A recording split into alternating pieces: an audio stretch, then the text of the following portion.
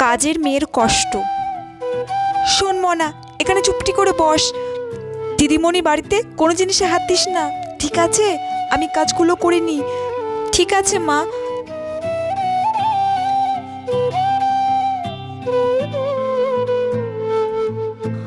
ও বাবা, এটা কত সুন্দর!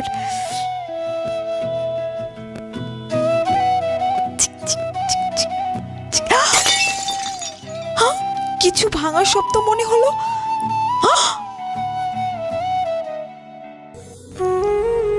এই, তুই এটা কি করলি? আমার এত দামের শোপিসটা তুই ভেঙে ফেললি? তুই জানিস এই শোপিসটার দাম কত? কি হয়েছে মনা, তুই কি ভাঙলি? দেখ, তোর মেয়ে আমার কত দামের শোপিসটা ভেঙে ফেললো। মা, আমি এটা ইচ্ছা করে ভাঙিনি, হাত ফসকে পড়ে গেছে, আমি শুধু দেখছিলাম।